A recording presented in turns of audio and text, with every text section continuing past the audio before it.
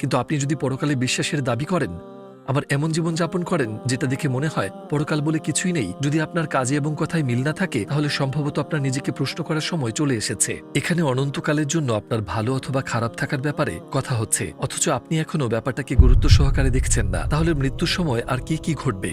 পবিত্র কোরআনে আল্লাহ বলেছেন, নিশ্চয়ই যারা বলে আল্লাহই আমাদের রব, অতঃপর অবিচল থাকে, ফেরেশতারা তাদের কাছে নাজিল হয় এবং বলে, তোমরা ভয় পেও না, দুশ্চিন্তা করো না, এবং সেই জান্নাতের সুসংবাদ গ্রহণ করো যার ওয়াদা দেওয়া হয়েছিল তোমাদেরকে। একজন ইমানদার বান্দার কাছে ফেরেশতারা সম্পূর্ণ সাদা পোশাকে সজ্জিত হয়ে উজ্জ্বল ও সুন্দর মুখাবয়ব নিয়ে মিষ্টি সুবাসে সুবাসিত হয়ে আসেন।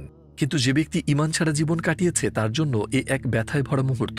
যা কিছু তারা অস্বীকার করত, এখন তারা সেসব কিছুরই মুখোমুখি। না, না, দয়া করে আমার কাছে আসবে না, দূরে যাও। আমি ঈমান আনছি, আমি বিশ্বাস করি আল্লাহ সত্য।